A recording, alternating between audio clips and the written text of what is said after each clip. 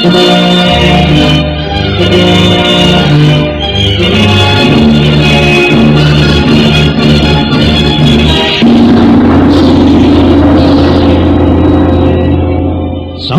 Cerita mempersembahkan Sabda Pandita Ratu. Sabda Pandita Ratu, naskah ditulis oleh Ondra Swasti Langit, diolah oleh Agus Nur Ismail, teknik dan montase Ibing Arifin, dengan sutradara Dian Pertiwi. Sabda Pandita Ratu kali ini mengetengahkan episode yang ketiga dengan judul Purnama Kambang Ayun. Dalam seri yang ke-81 ini, dengan para pemain Ferry Fadli sebagai Kamaswara, Arya sebagai Saba Langit, Andiris Hadi sebagai Dewa Hastu, Herman sebagai Empu Gandring, Yoko sebagai Harya Panumping, dan pembawa cerita Asdi Suhastra. Saba Langit kembali memasang kuda-kuda dengan kokoh, tapi kali ini kedua kakinya dia rentangkan, sementara kedua tangannya berputar-putar di udara.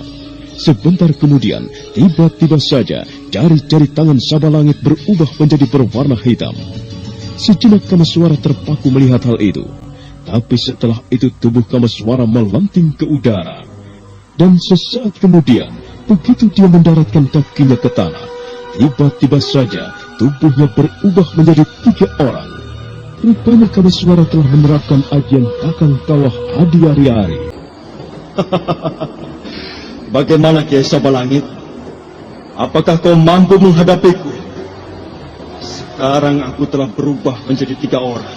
Keparat, rupanya kau menguasai ajian Kakang Kawah Hadi Ari-Ari. Oh, rupanya kau sudah mengenal ajian itu.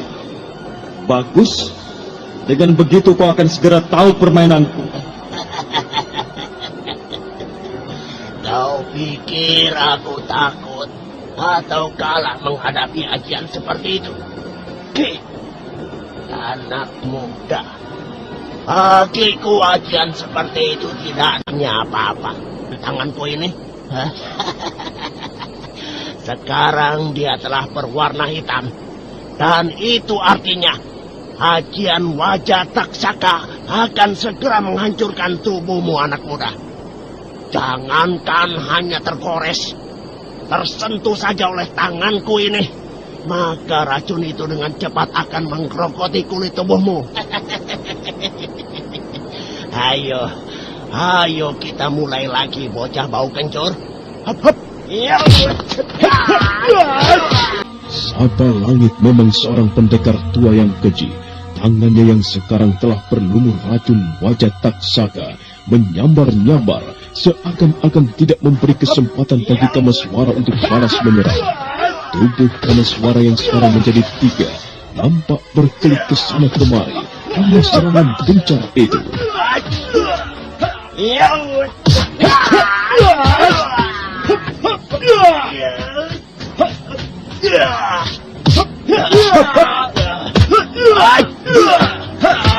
Ayo, balaslah seranganku, anak muda. Kenapa kau hanya berkelit ke sana kemari? Bukankah sekarang kau telah menjadi 3 orang?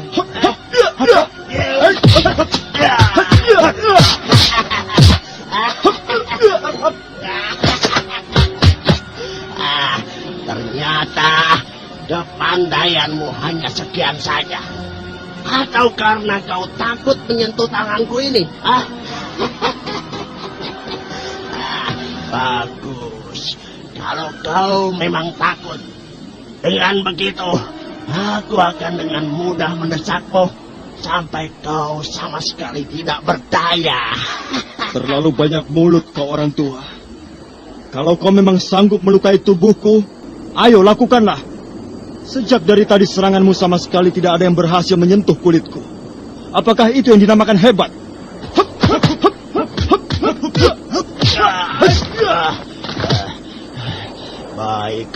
Baiklah. Rupanya aku memang harus membuktikan kata-kataku. Nah, terimalah seranganku ini. Iya. Rupanya Sabalangit benar-benar membuktikan kata-katanya. Dada Kameswara berhasil dirobek oleh kukunya. Dan seketika itu juga, kedua wujudnya yang lain lenyap dari hadapan Sabalangit. Kening Kameswara berkerut menahan pedih akibat cakaran itu. Sementara Haryo Panumping yang telah mengetahui kehebatan ajian wajah taksaka itu, hatinya jadi berdebar. Kemudian dia segera melangkah untuk mendekati Kameswara. Tunggu, Panumping. Lebih baik diamlah di tempatmu. Tapi Empu, Kameswara butuh bantuan. Cakaran Sabalangit cukup berbahaya. Saya sudah mengetahui kehebatan ajian wajah taksaka itu. Aku mengerti. Tapi belum tentu Kameswara akan mati oleh racun itu. Seandainya kita mendekati Kameswara, tentunya Sabalangit pun tak akan tinggal diam. Dia pasti akan menyerang kita. Kameswara, entah apa jadinya setelah kau kena cakaran Sabalangit. Mudah-mudahan saja racun itu dapat kau lawan. Karena aku tahu kau telah minum air suci itu. Kalau saja kau tak dapat melawan racun itu, maka nasibmu akan seperti pohon yang pernah dilukai Sabalangit.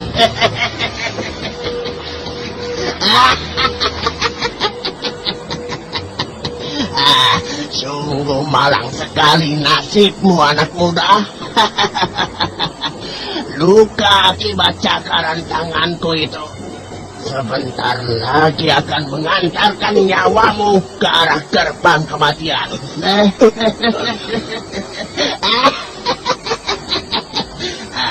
Siapapun tidak akan pernah luput dari maut jika aku sudah menggunakan ajian wajah taksakaku.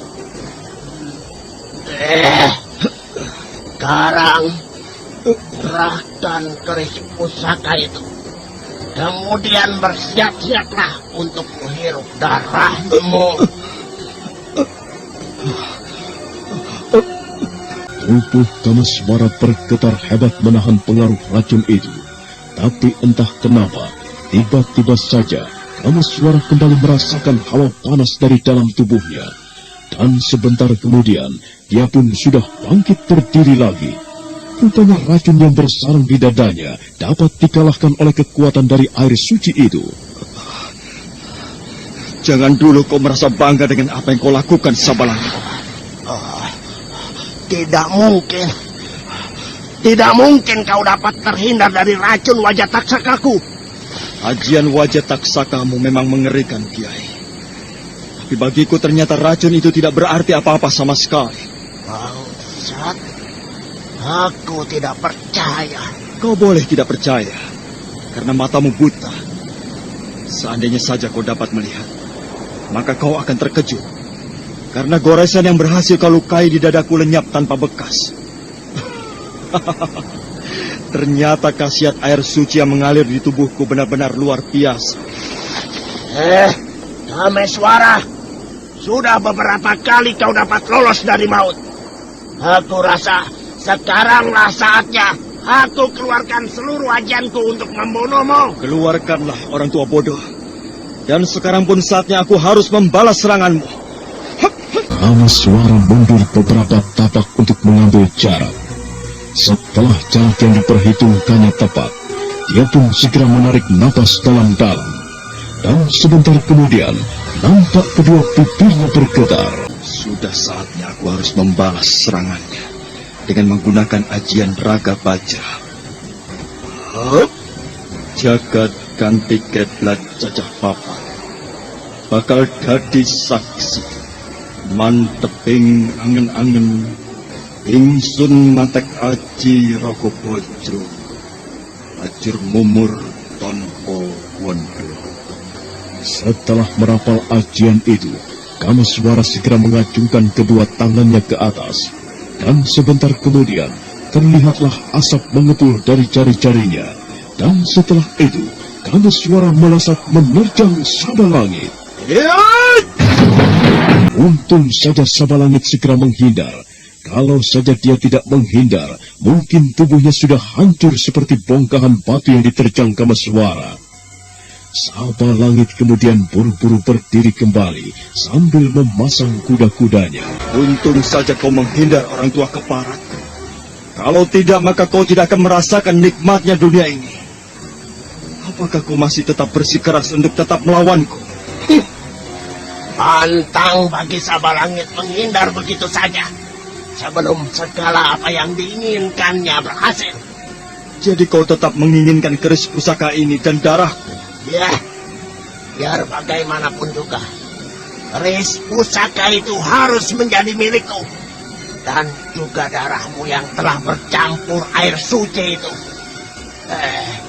Aku kira saatnya aku mengeluarkan ajian pamungkasku. Iya, itulah yang aku inginkan. Keluarkanlah ajian pamungkasmu. Aku selalu siap menandingimu. Tidak kusangka Kameswara jadi luar biasa begitu, Dewa Hastu. Ya, aku pun tidak menyangka.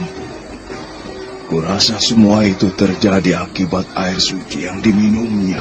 Ya, aku rasa demikian. Beberapa hari yang lalu, aku melihat dia seperti seorang pemuda biasa yang tidak mempunyai banyak kelebihan. Tetapi sekarang, Kameswara mengalami loncatan ilmu kanuragan yang jauh ke depan. Benar-benar luar biasa pemuda itu. Ya, Dewa Hastu. ya, Bu. Apakah ajian Rogo Bodro adalah ajian milik perguruanmu? Benar, Bu. Kameswara memiliki ajian itu karena aku yang telah mewariskannya. Oh, pantas saja Kameswara dapat memilikinya. Dan yang lebih mengagumkan dari pemuda itu, ia dapat mengimbangi permainan Sabalangit. Ya, benar, Bu. Lihat, Bu. Nampaknya Sabalangit ingin mengeluarkan ajian pamungkasnya. Benar saja apa yang dikatakan Biku Dewa Hastu. Rupanya Sabalangit tengah merapal ajian pamungkasnya. Sementara Kameswara masih berdiri menantang dengan tatapan mata yang tajam. Anak muda, gunakan kembali ajianmu itu. Aku mau tahu, apakah ajian yang kau miliki itu dapat mengimbangi ajianku? Aku memang akan tetap menggunakan ajian raga bajraku untuk menghancurkan tubuhmu. Rasanya aku sudah muak meladenimu, orang tua. Kau memang tidak pantas untuk hidup di jagat ini, apalagi untuk memiliki keris pusaka ini. Kebosananmu memang akan terbukti, anak muda. Tapi kali ini yang tersungkur adalah kau. Karena aku akan menggunakan ajian Wija Arum. Kehebatan ajian Wija Arum yang kumiliki ini adalah ia dapat mengisap kemampuan ajian musuh yang dimilikinya.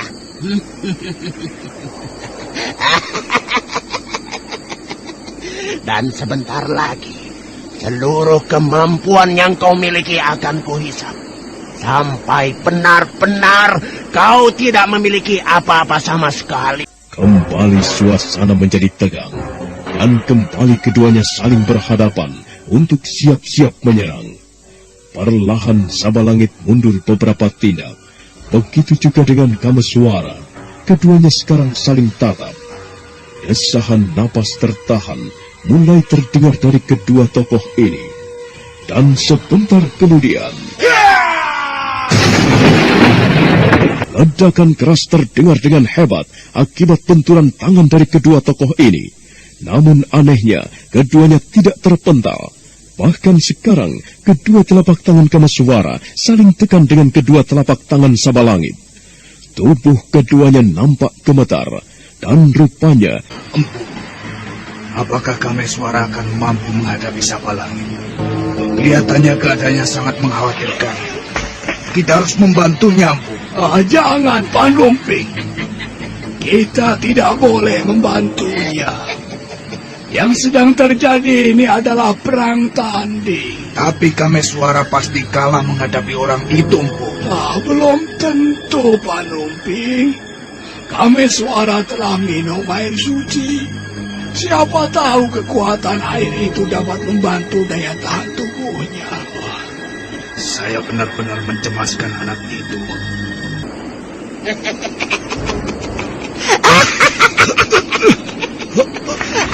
Mana kehebatan yang kau banggakan itu, pemuda sombong? Kau akan segera mati di tanganku, karena aku tidak akan melepaskan cengkeramanku ini. Dan perlahan-lahan, seluruh kehebatan yang kau miliki akan mengalir ke tanganku.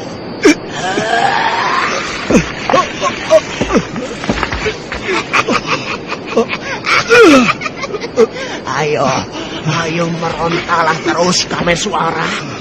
Sampai kapanpun usahamu akan sia-sia. Tanganku sekarang mulai merasakan getaran panas.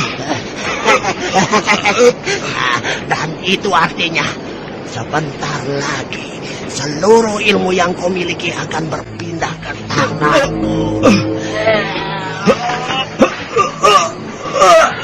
Sekalipun tangan Kameswara terasa ngilu sekali akibat hisapan ajian Sabalangit, tetapi wajah Kameswara biasa-biasa saja, tidak menunjukkan bahwa dia menderita hebat. Sabalangit terus tertawa sambil terus mencengkram telapak tangan Kameswara.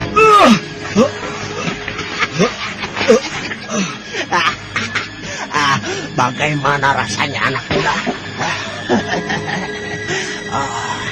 Sekarang tubuhku terasa segar. Bahkan tenaga yang kumiliki seolah-olah bertambah besar.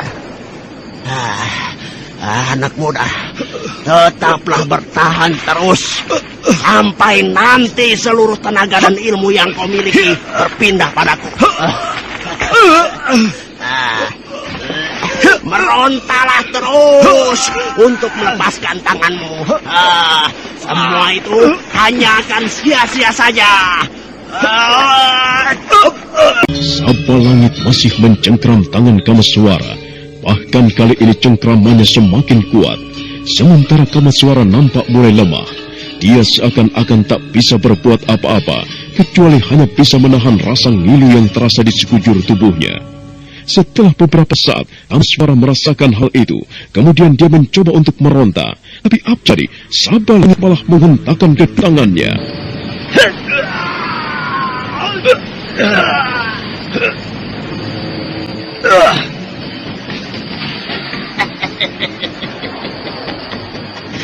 Percuma, anak muda.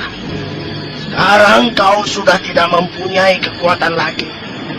Tidak ada gunanya kau terus-menerus meronta seperti ini.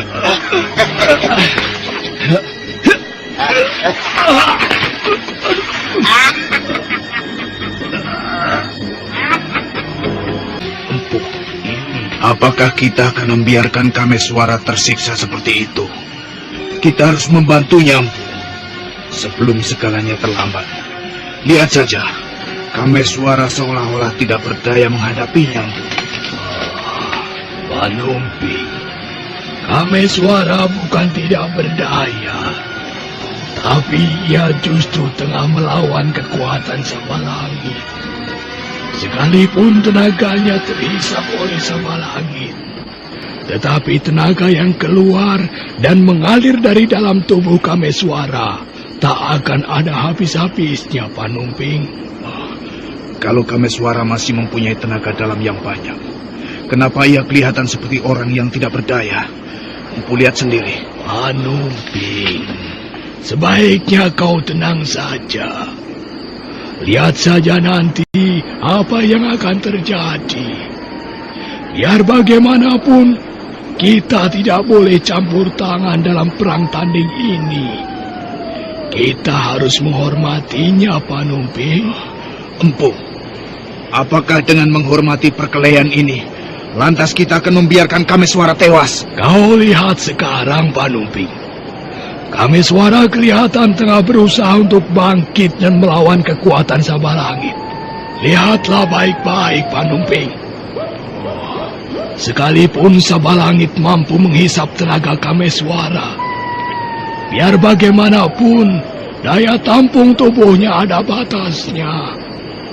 Karena tubuh Sabalangit ibarat sebuah wadah. Kemampuan wadah cukup terbatas untuk menampung sebuah benda. Begitu juga dengan Sabalangit. Daya tampung tubuhnya untuk menampung tenaga Kameswara yang dihisapnya pasti ada batasnya. Sementara Kameswara sendiri, tenaganya tak akan ada habis-habisnya, Panumping, karena kekuatan air suci itu. Benarkah demikian, Bu? Oh, Sang Yang Agung, lindungilah Kameswara dan berikanlah kekuatan agar ia mampu menghadapi Sabalangit. Ternyata benar apa yang dikatakan Empu Gandring. Entah bagaimana, tiba-tiba saja Sabalangit menjadi tegang. Tangannya nampak gemetar. Dia seakan-akan tidak mampu lagi menampung tenaga Kameswara yang dihisapnya. Ada apa ini? Kenapa tiba-tiba saja tubuhku terasa panas dan tanganku gemetar? Apa yang terjadi ini? Oh, gila.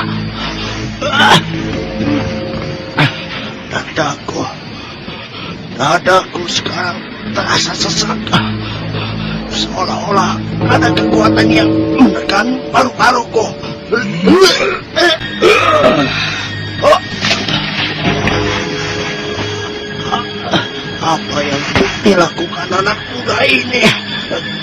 Keparat. Aku harus melepaskan cengkraman tanganku. Kalau tidak, kekuatan anak muda ini akan menjebol dadaku.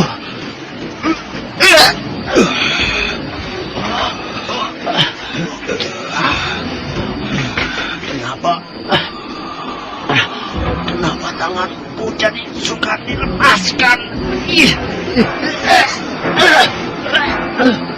Sabalangit mencoba melepaskan cengkraman tangannya sendiri, tapi apa yang terjadi?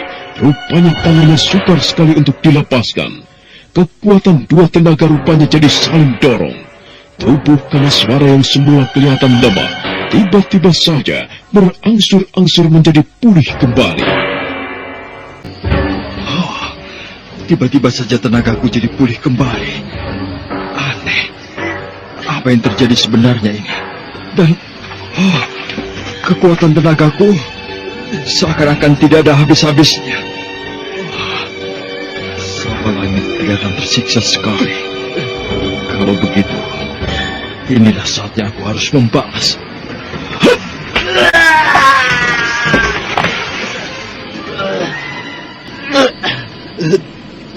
Keparat. Apa yang kau lakukan terhadap diriku, anak muda? Aku tidak melakukan apa-apa, kecuali hanya menahan hisapan tenagamu. Tidak mungkin. Jangan coba-coba bermain curang, kau Keparat. Aneh. Kenapa kau bicara begitu? Nada bicaramu seolah-olah seperti orang yang ketakutan. Bangsat. Sabalangit bukanlah seorang pengecut. Kau telah berbuat curang, anak muda. Berbuat curang? Lihat baik-baik, orang tua. Apakah benar aku telah berbuat curang? Aneh. Bagaimana mungkin aku bisa berbuat begitu, sementara kedua tanganku masih kau cengkram? Sayang sekali matamu buta. Seandainya kau bisa melihat, kau akan tahu bahwa aku benar-benar tidak berbuat curang. Lepaskan tanganku, anak muda. Lepaskan.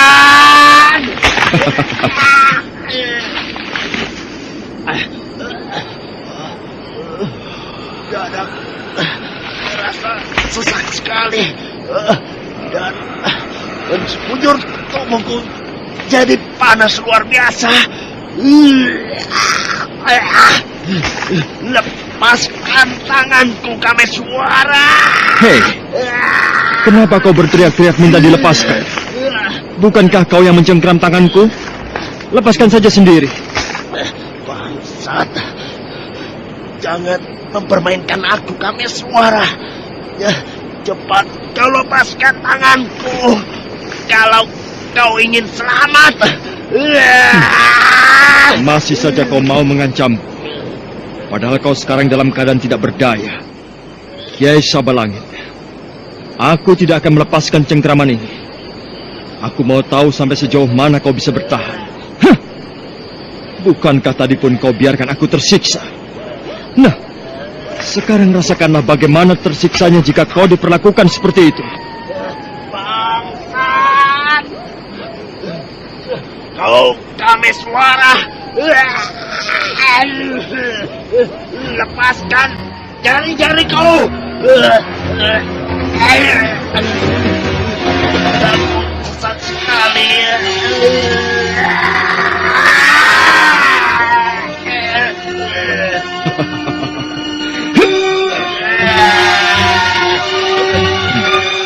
Sapalangit benar-benar tersiksa menerima tenaga yang dihisapnya cukup berlebihan.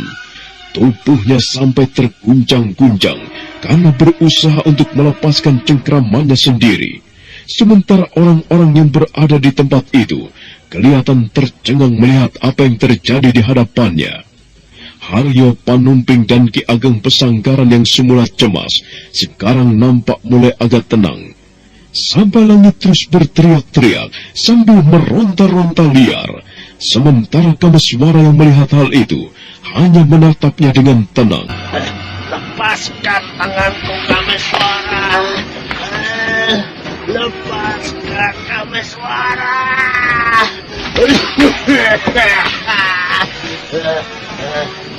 Jangan biarkan aku tersiksa seperti ini. Dadaku terasa sesak sekali dan tubuhku panas. Lepaskan aku, Kameswara. Menyedihkan sekali keadaanmu, Sabalangit. Ternyata siksaan yang kau terima lebih parah dari apa yang kau alami. Kalau saja aku yang tersiksa seperti ini, mungkin kau akan tertawa, bahkan mungkin akan langsung membunuhku. Untungnya yang mengalami siksaan ini adalah kau. Jadi aku hanya bisa memandangmu dengan perasaan iba. Lepaskan cengkraman ini, Kameswara.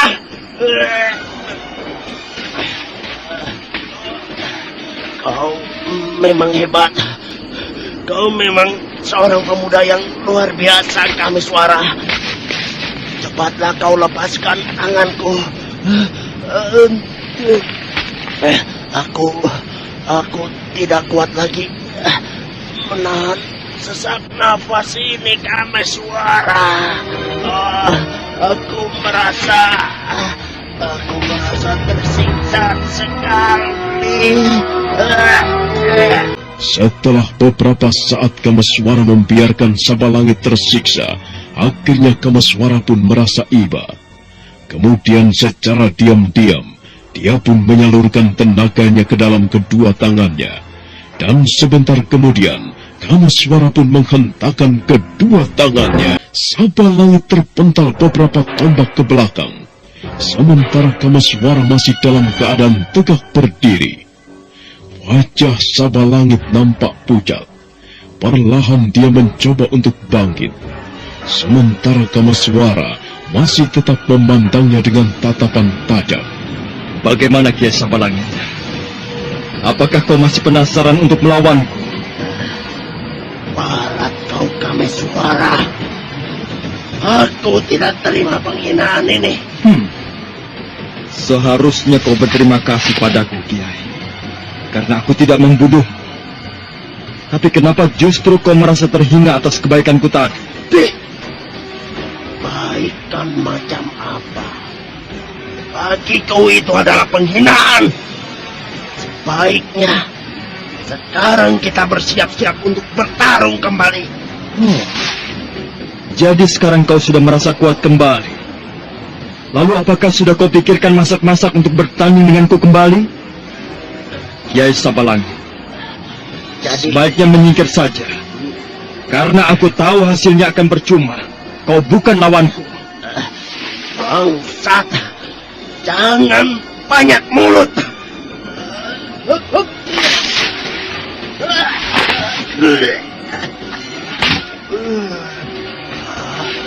Kenapa tubuhku jadi terasa ngilu semua dan tenagaku seakan-akan kandas begitu saja. Sudah kukatakan percuma kau melawanku, Kiai Sabalangit. Lihatlah tubuhmu sekarang. Keadaanmu begitu menyedihkan sekali. Dan wajahmu nampak pucat. Kiai Sabalangit, sebaiknya urungkan saja niat busukmu untuk memiliki keris pusaka ini. Dan sekarang pergilah, tinggalkan tempat ini. Bangsat. Baiklah. Sekarang aku mengaku kalah. Tapi nanti ingat-ingat saja baik-baik peristiwa ini, Kameswara. Suatu saat aku akan membuat perhitungan kembali denganmu. Akan kubayar semua hutang-hutang ini. Akhirnya karena merasa tidak mampu untuk melawan Kameswara kembali, Sabalangit pun melesat meninggalkan tempat itu. Sementara Kameswara hanya bisa menarik napas panjang melihat kepergian musuhnya itu. Perlahan Kameswara segera membalikkan tubuhnya untuk menoleh pada ayahnya. Tapi belum sempat Kameswara melihat raut wajah ayahnya, tiba-tiba saja kuda pandang berteriak sambil melemparkan pisau-pisaunya ke setiap sudut. Pisau-pisau itu melesat ke arah Kameswara dan Ki Ageng Pesanggaran. Namun untunglah Kameswara segera berkelit dengan cepat sehingga pisau itu berkelebat-lebat di sampingnya. Tapi lain hanya dengan Ki Ageng Pesanggaran yang terpaku sejak tadi. Di dadanya sekarang telah bersarang sebuah pisau. Seketika itu juga tubuhnya limbung dan sebentar kemudian roboh ke tanah. Ayah! Ayah! Keparat! Kubunuh kau, kuda bandang! Kau telah membunuh ayahku! Hiat!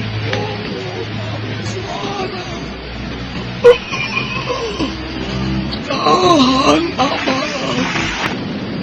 Biarkan orang itu pergi.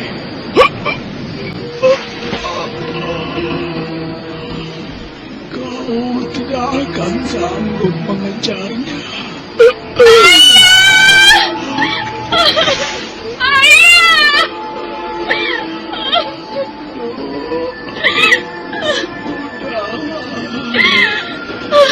Jangan menangis. Kenapa keadaan ini jadi seperti ini? Ayah, bertahanlah. Aku akan berusaha mencabut pisau ini. Ayah harus sembuh. Tahanlah rasa sakitmu, ayah. Aku akan berusaha menolongmu. Aku akan segera menyalurkan hawa murni ke tubuhmu, agar darah yang keluar ini cepat membeku. Jangan, Kameswara. Sudahlah. Sekalipun kau berusaha untuk menyembuhkan aku, hasilnya akan percuma. Karena keadaan ayah benar-benar sudah lemah.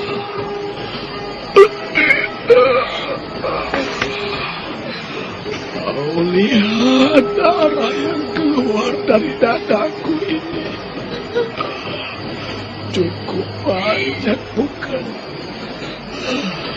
Sudahlah. Mungkin ini sudah nasib ayah.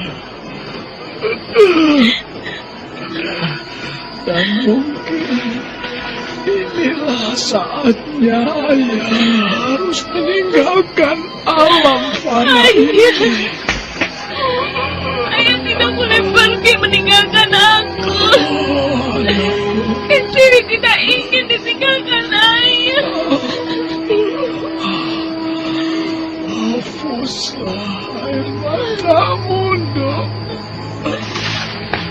Kami suara.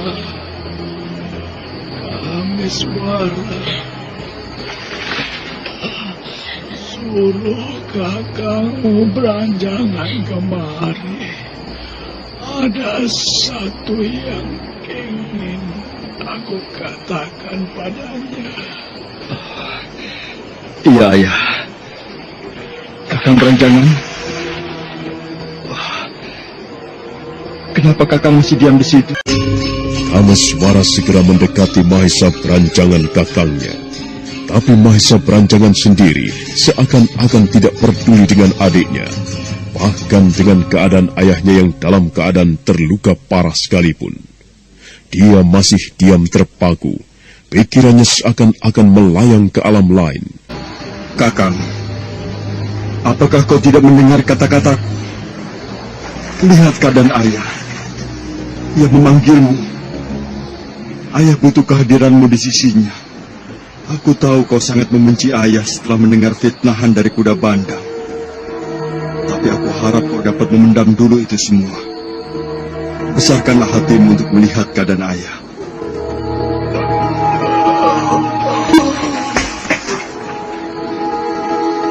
Mahesa beranjangan masih diam terpaku bagai arca batu.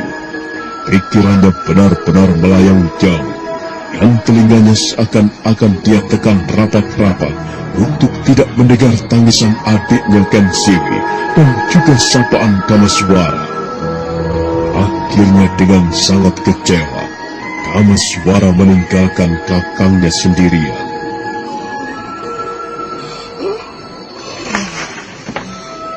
Rupanya kakangmu telah membenci aku, Kameswara. Ya, sudahlah, biarkan saja. Kalau saja dia tahu kejadian yang sebenarnya, kenapa aku membunuhnya? Dia pasti akan menyesal.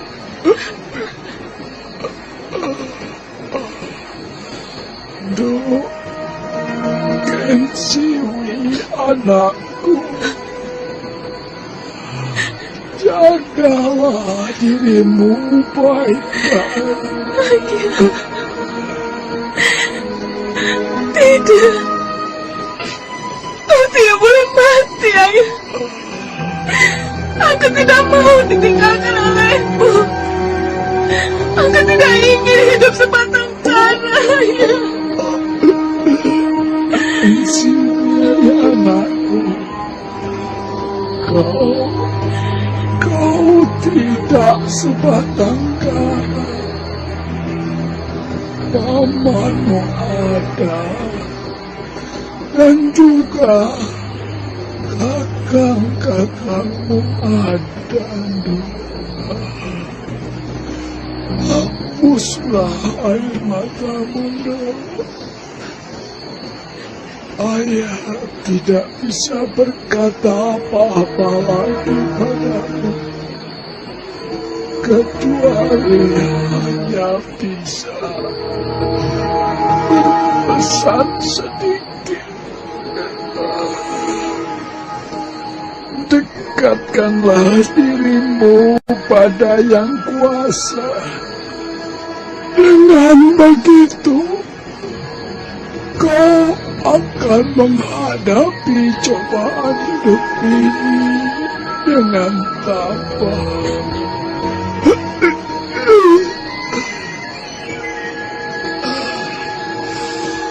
Ada ayah rasanya pedih sekali. Rupanya pisau itu telah dilumuri oleh sebangsa racun yang kecil. Benar, Kakang. Pisau ini memang telah dilumuri oleh racun. Kelihatannya Kakang sudah terlambat untuk ditolong. Tidak apa-apa, hati Dewa Hastu. Rasanya ajalku sudah semakin dekat saja.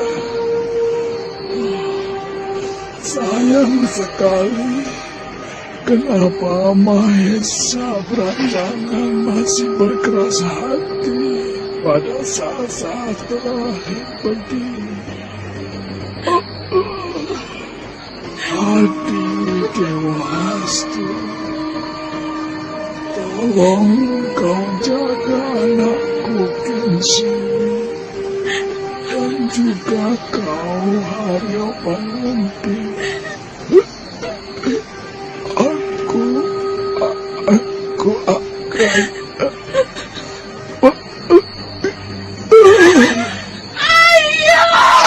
Karan atau Kanikara terkulai lemas sambil menghembuskan napas di pangkuan Haryo Panumping. Kensiwi Nareswari, anak bungsu Ki Ageng Pesanggaran, menangis tersengguk-sengguk, sampai-sampai tubuhnya terguncang-guncang. Sementara Empu Gandring, Biku Dewa Hastu, Haryo Panumping hanya bisa menundukkan kepala saja. Lain halnya dengan Kameswara, dia kelihatan geram, matanya liar, dendamnya pada kuda bandang seketika itu juga berkobar-kobar.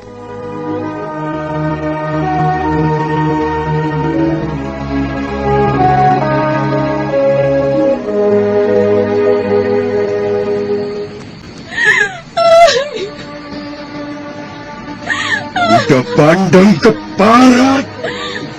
Aku akan menuntut balas atas kematian ayahku. Akan kucabik-cabik tubuhmu untuk menebus dosa yang kau lakukan terhadap ayahku. Keparat!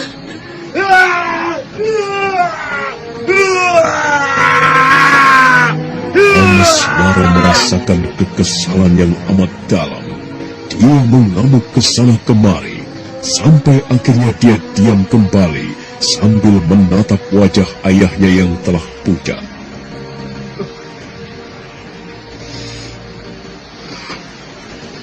Ayah, kenapa ini harus terjadi? Belum selesai aku membalas kebaikanmu, kau sudah pergi meninggalkan aku. Oh, Sang Hyang Agung, apakah ini balasan akibat dosa-dosa yang pernah kulakukan? Kalau memang demikian, kenapa cobaan ini tidak kau limpahkan saja padaku? Kenapa? Hati Kameswara benar-benar hancur melihat kematian ayahnya dengan cara yang menyedihkan itu. Begitu juga dengan Kensiwi. Dia nampak masih mendekap tubuh ayahnya yang sudah dingin membeku. Ayah! Kenapa kita harus berpisah dalam keadaan yang seperti ini? Perjalanan hidup manusia sudah diatur oleh Yang Maha Kuasa. Jadi apapun takdir yang diberikan, kita harus menerimanya dengan hati yang tabah. Sudahlah, hentikan tangismu. Biarkan ayahmu meninggal dalam keadaan yang tenang. Ayah! Panumping, ayo kita angkat mayat ini ke tempat yang baik. Haryo Panumping, Biku Dewa Hastu, dan juga Empu Gandring segera mengangkat mayat Ki Ageng Pesanggaran ke tempat yang lebih baik. Suasana di tempat itu nampak mulai sepi, karena satu persatu orang-orang sudah meninggalkan tempat itu. Kecuali musuh yang ada pada saat itu hanya Nyai Salindri. Perlahan Kameswara bangkit. Kemudian dia mendekati wanita tua yang masih berdiri tegak memandangnya itu. Seperti yang lainnya, Nyai Selendri. Apakah kau masih menginginkan keris pusaka ini? Iya, benar anak muda. Aku masih tetap menginginkan benda pusaka yang kau genggam itu. Kalau kau menginginkan pusaka ini, ambillah dari tanganku kalau kau mampu. Apa kau pikir aku tidak mampu merebutnya? Sekalipun aku tidak mampu, tapi aku punya cara tersendiri untuk merebutnya. Apapun caramu untuk merebut pusaka ini, tetap saja kau tidak akan berhasil, Nyai. Sekalipun cara yang kau pergunakan adalah cara yang licik. Kau semakin besar kepala saja, anak muda. Merasa hebat dan dijaya. Aku rasa aku tidak perlu banyak bicara, anak muda. Sekarang dengarkan baik-baik. Bukankah selama ini kau mencari gadis yang kau cintai? Apa maksudmu, Nyai? Tenang. Kalau kau memang mencarinya, dia sekarang berada di tempatku.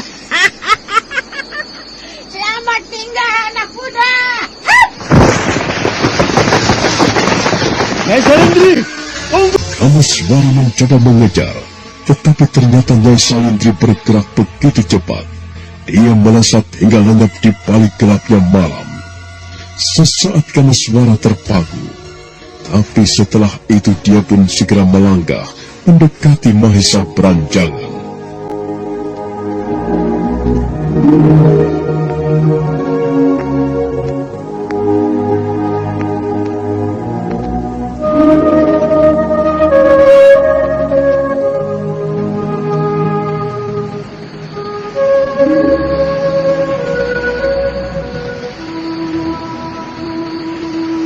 Kakang, kenapa kau tidak juga beranjak dari sini untuk melihat jasad ayah? Aku tidak menyangka kau bisa membekukan hatimu melihat suasana menyedihkan seperti ini. Apakah Kakang lupa oleh siapa Kakang dibesarkan dan tinggal selama ini? Renungkanlah, Kakang. Aku tidak tahu. Entah mengapa, aku seolah-olah tidak bisa berbuat apa-apa. Sang Hyang Aku. Jadi sejak tadi hatimu tidak tersentuh dengan keadaan ayah. Aku tersentuh. Tapi aku sendiri tidak tahu kenapa tiba-tiba kakiku jadi berat melangkah.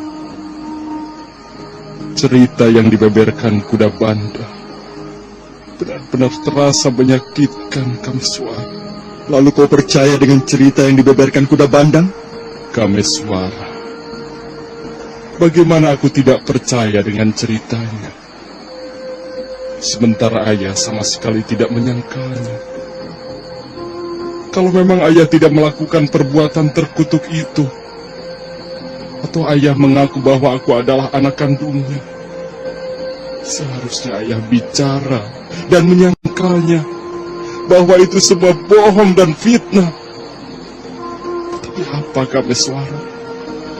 Kau lihat tadi kan, beliau diam saja, bahkan sama sekali tidak berkomentar ketika kuda bandang menghina seperti itu.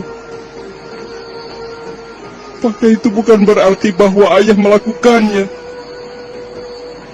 Aku manusia yang mempunyai pikiran, Kameswara, dan aku bisa melihat apakah ia benar-benar melakukan atau tidak. Baiklah, kalau memang itu benar. Lalu apakah karena cerita itu, lantas kau membenci ayah? Hingga ayah dalam keadaan sekarat pun kau masih diam membeku? Apakah kau tidak merasakan atau mendengarkan panggilannya yang memilukan? Aku bingung, Kameswara. Aku tidak tahu entah apa yang harus kulakukan tadi. Di satu sisi, tiba-tiba ada rasa benci. Dan di sisi lain, aku begitu menyayangi ayah. Aku pun bisa merasakan kepedihanmu, Kakang. Kakang begitu terpukul dengan cerita tadi. Tetapi Kakang pun harus merenungkan. Aku yakin ayah melakukan demikian karena ada alasannya. Aku tahu, ayah bukanlah sejenis atau tergolong manusia yang kejam, yang tidak mempunyai perasaan. Kakang tidak berbeda dengan aku pun adalah anak angkat. Mungkin Kakang masih ingat ketika aku akan meninggalkan perguruan pesanggaran.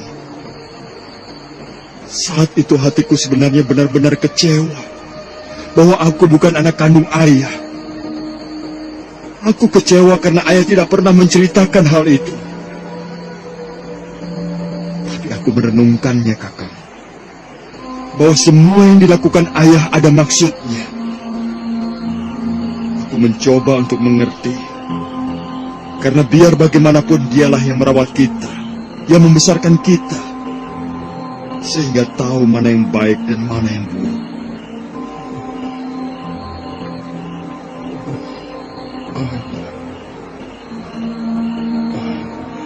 Aku memang anak yang tidak tahu diri, Kameswara. Iya, benar juga apa yang kau katakan. Kalau saja Ki Ageng Pesanggaran tidak merawat kita, entah apa jadinya keadaan kita sekarang. Aku memang manusia yang tidak punya balas budi. Kalau saja sejak tadi Kakang mau merenung dan mencoba untuk mengerti, mungkin kepergian ayah akan lebih tenang. Dan tak ada ganjalan yang harus terselip di sela kepergian. Iya. Maafkanlah atas kesalahan tadi. Aku memang anak yang tidak pantas menerima kebaikan.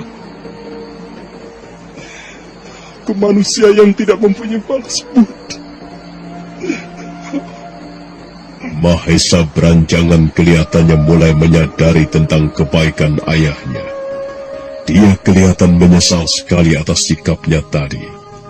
Kedua tangannya kemudian mendekap wajahnya, seolah-olah dia ingin berteriak menghadapi semua itu.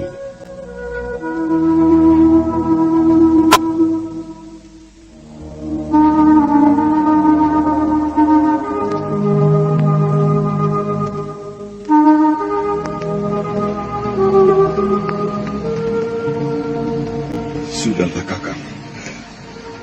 Semua itu sudah berlalu. Sebaiknya kita ke sana.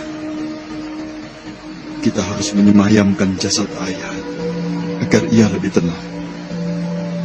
Akhirnya dengan rasa berat dan rasa menyesal yang masih bergayut, Mahesa Beranjangan pun melangkah mengikuti langkah adiknya.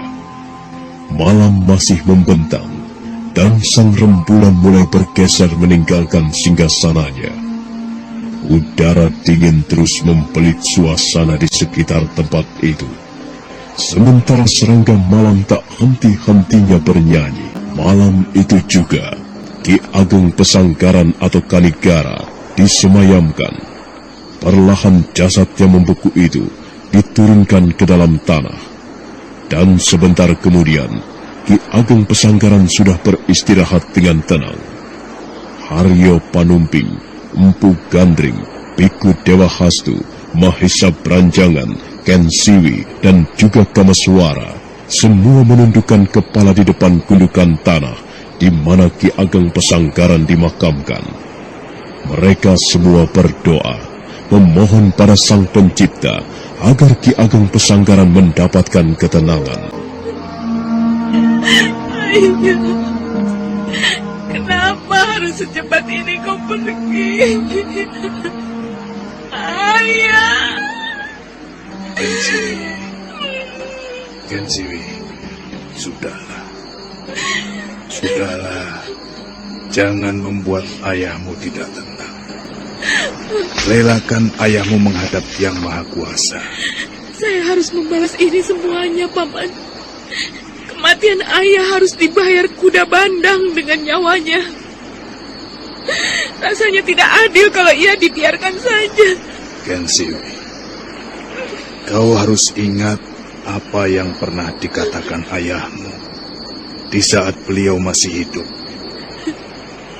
Beliau tidak suka jika manusia memelihara dendam. Apalagi ini anaknya. Sikap dendam tidak akan melahirkan kedamaian, tapi malah justru menciptakan ketidaktenangan. Jadi, relakanlah kepergian ayahmu dengan tenang. Hapuslah sifat dendam yang mulai tumbuh di hatimu, Nduk. Paman, kenapa kita harus membiarkan orang yang telah membunuh ayah hidup dengan tenang? Apakah ini adil, Paman? Jawab, Paman. Atau barangkali aku tidak boleh membalas dendam karena aku pun anak angkat, seperti Kakang Mahisa Branjangan dan Kakang Kameswara. Kensiwi, kenapa kau selalu berpikiran seperti itu, Nduk? Paman jangan menyembunyikan lagi masalah ini. Sudah saatnya Paman berterus terang.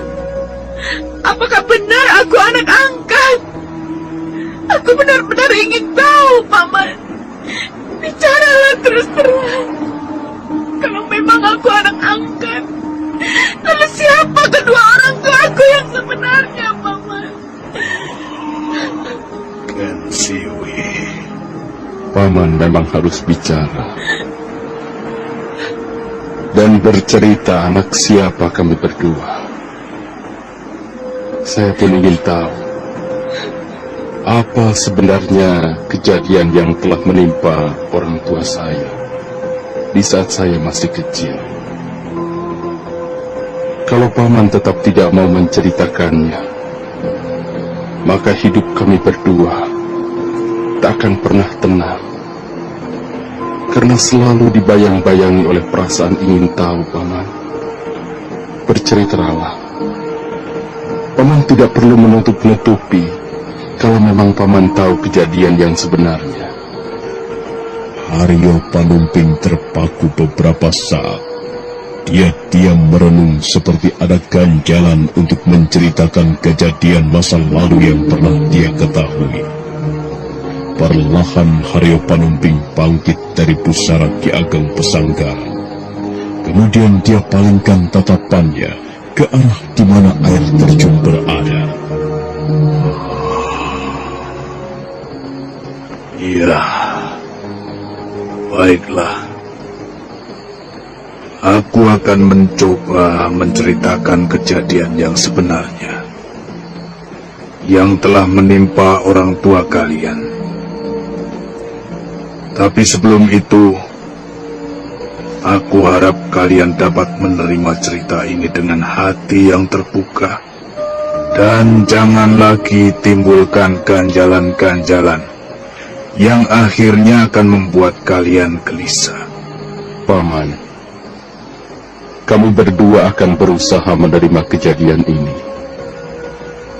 Dan aku berharap Paman menceritakan kejadian yang sebenarnya. Artinya bukan hanya sekedar mengada-ada, Paman. Ya, aku akan bercerita yang sebenarnya. Dan Sang Hyang Agunglah yang menjadi saksi kalau aku mengada-ada cerita ini. Baiklah. Aku akan memulai cerita tentang siapa orang tuamu sebenarnya, Branjangan.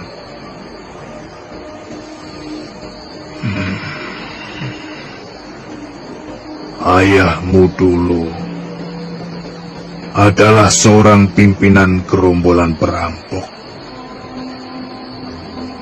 Dia bernama Pacer Bagelen. Mahisa Branjangan tersentak seketika mendengar kata-kata Haryo Panumping pamannya. Telinganya seolah-olah tersumbat sesuatu yang menyakitkan. Perlahan dia mendesah, kemudian menatap Melakukan perjalanan itu, tiba-tiba beliau dicegat oleh segerombolan perampok. Untunglah, saat itu Ki Ageng berhasil mengalahkan para perampok itu. Tapi para perampok itu tak ada satupun yang dilukai. Ki Ageng membiarkan mereka pergi begitu saja. Namun entah kenapa, ketua perampok itu tiba-tiba saja menyerang Ki Ageng Pesanggaran di saat beliau lengah. Akhirnya, karena beliau membela diri, perampok itu pun terpaksa dihajar oleh pisaunya. Dan pimpinan perampok itu pun akhirnya tewas. Lalu, bagaimana aku bisa dirawat oleh Ki Ageng, Paman? Salah seorang perampok yang memang insaf dengan perbuatannya memberitahukan bahwa Pajer Bagelen mempunyai anak. Dan kaulah anak itu. Ki Ageng kemudian merawatmu dengan penuh kasih sayang. Betapa menjijikan sekali aku ini, Paman. Ternyata aku ini adalah anak dari seorang perampok pengecut. Malukan sekali, Paman. Tidak, Beranjangan. Sekalipun kau keturunan seorang perampok, bukan berarti kau keturunan orang yang terhina. Kau adalah Mahisa Beranjangan, bukan Pajer Bagelen atau seorang perampok. Sudahlah, hapuslah pikiran-pikiran buruk seperti itu dalam benakmu, Beranjangan. Seorang perampok belum tentu melahirkan anak perampok. Begitu juga seorang resi, belum tentu ia melahirkan anak yang juga resi. Tetapi seorang resi bisa saja melahirkan anak yang jiwanya seperti perampok. Sudahlah. Biar bagaimanapun kau adalah anak Ki Ageng Pesanggaran. Hatimu dan pikiranmu telah terdidik pada hal-hal yang baik yang diajarkan oleh Ki Ageng Pesanggaran. Jadi, aku harap kokohkanlah hatimu. Jangan kecewa lantaran kau keturunan seorang perampok, Beranjangan. Bagaimana aku tidak kecewa, Paman? Kalau kenyataannya aku memang keturunan perampok. Untung saja Ki Ageng Pesanggaran merawatku. Kalau tidak, mungkin aku pun akan tumbuh menjadi seorang perampok. Memalukan sekali. Memalukan sekali kau, Beranjangan. Beranjangan! Aryo Panomping benar-benar tidak menyangka kalau Mahisa Beranjangan akan pergi begitu saja. Sambil berteriak memanggil, Aryo Panomping mencoba untuk mengejarnya. Tapi baru saja ia hendak melangkah, tiba-tiba Empu Gandring mencegahnya. Beranjangan! Tunggu, Panomping! Kau tidak perlu mengejarnya.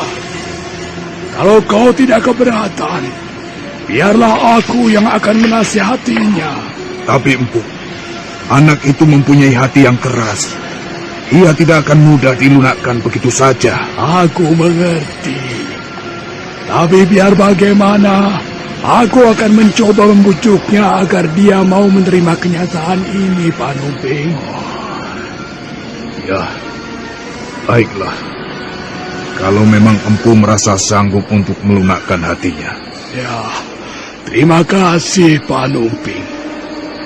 Kalau begitu, aku akan segera menyusulnya. Hop. Malam terus bergulir mengejar waktu. Serangga malam pun mulai letih bersenandung. Dan perlahan rembulan mulai menepi. Tanpa terasa, dari ufuk timur nampak semburat cahaya kuning keemasan dari balik punggung bukit. Pertanda bahwa fajar akan segera merekah. Setelah kejadian beberapa saat yang lalu, Ken Siwi mulai mendekati pamannya untuk menanyakan siapa orang tuanya yang sebenarnya.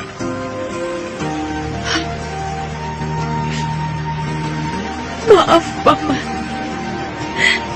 Kalau saya masih menanyakan hal ini pada Paman, terus terang, saya masih penasaran. Kalau saya belum tahu siapa orang tua saya sebenarnya, Paman. Kensiwi, Paman akan segera menjelaskannya. Dan Paman harap kau pun akan tabah menerimanya, Nuh. Apakah orang tua saya pun seorang perampok seperti orang tua Kakang Pranjangan, Paman? Oh, bukan. Orang tuamu hanya seorang rakyat biasa. Paman bersama ayahmu menemukanmu waktu itu ketika terjadi sebuah kebakaran di sebuah rumah. Ternyata rumah itu baru saja dirampok. Penghuni rumah itu tidak sempat diselamatkan. Hanya seorang bayi perempuan yang masih sempat diselamatkan. Dan bayi itu adalah kau, Kensiwi.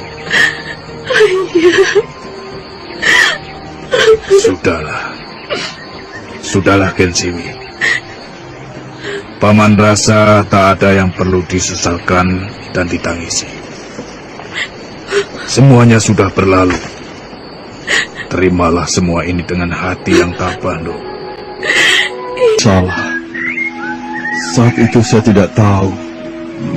Entah kenapa tiba-tiba saya berani melanggar apa yang telah Paman pesankan. Aku kecewa sekali, Kamaswara. Ternyata kau tidak bisa menahan hawa nafsumu.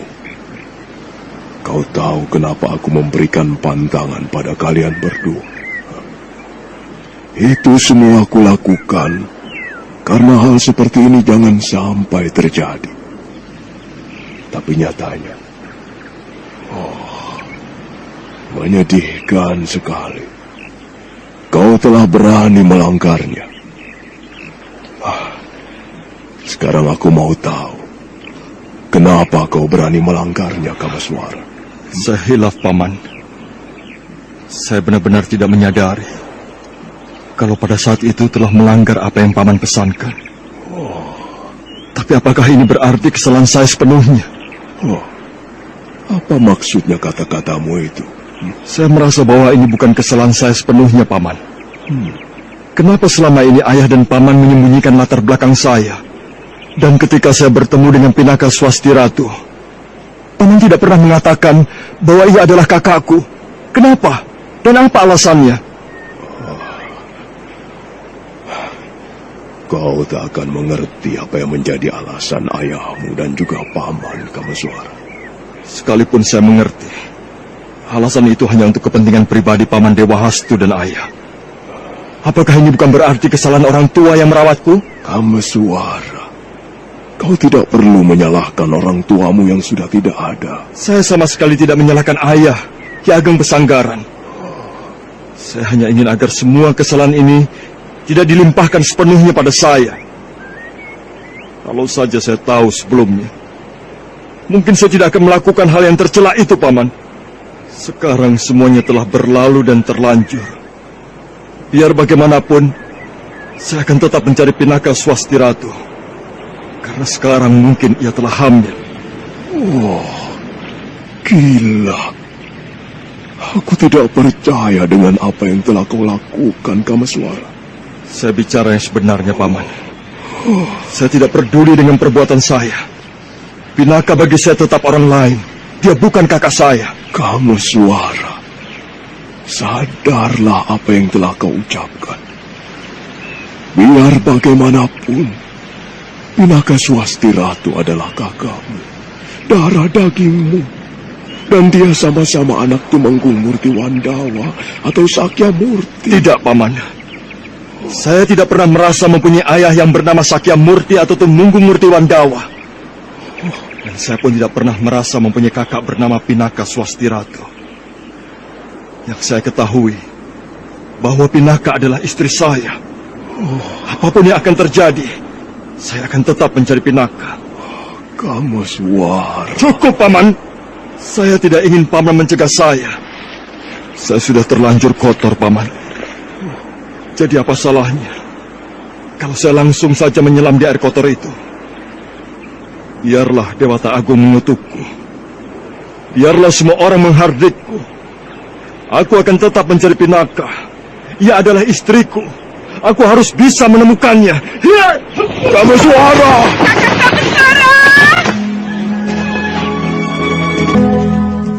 Matahari perlahan meninggalkan punggung bukit. Cahayanya terasa sejuk membasuh ranting-ranting pohon. Embun pun perlahan lenyap dimakan cahaya pagi. Sementara itu, Mahesa Beranjangan yang baru saja meninggalkan kawasan Kambang Ayun dengan kecewa, sekarang sudah berada di sebuah tempat. Wajahnya nampak masih memancarkan kekecewaan. Sambil memandang ke arah timur, di mana bukit-bukit kecil berbaris, Mahesa Beranjangan mengepal-ngepalkan tangannya. Oh, memalukan sekali. Ternyata aku ini adalah anak seorang perampok dan seorang saudara dan ayah kandungku masih hidup. Memalukan sekali. Oh, jagat Dewa Batara. Kenapa aku dilahirkan oleh orang tua seorang perampok?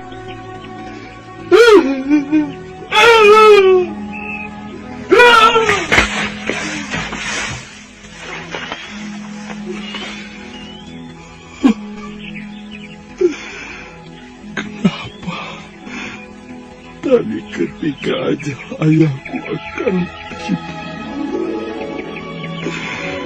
aku masih saja mematung seperti batu. Padahal setelah ku ketahui ayah kandungku yang sebenarnya adalah seorang perampok, aku begitu kecewa. Hatiku seakan-akan hancur seketika. Ayah,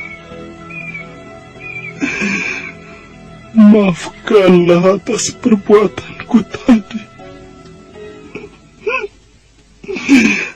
Aku benar-benar menyesal. Aku benar-benar menyesal tidak memperdulikan sapaanmu. Mahesa Beranjangan terus menangis terseduh-seduh bagaikan seorang bocah. Tangannya yang kekar dan berotot itu memukul-mukul pohon yang berada di hadapannya. Di saat Mahesa Beranjangan dalam keadaan seperti itu, tiba-tiba saja muncul seseorang mendekati. Wajah orang itu nampak ditutup oleh selembar kain. Hei! Siapa kau berani datang ke wilayahku? Mendengar sapaan yang kasar dan keras itu, Mahesa Beranjangan kemudian membalikkan punggungnya. Dia pun tersentak kaget melihat seseorang berdiri sambil berkacak pinggang. Nah, siapakah laki-laki yang wajahnya ditutupi kain ini? Saudara pendengar, untuk mengetahui jawabannya, nantikanlah kelanjutan kisah ini dalam seri berikutnya. Sampai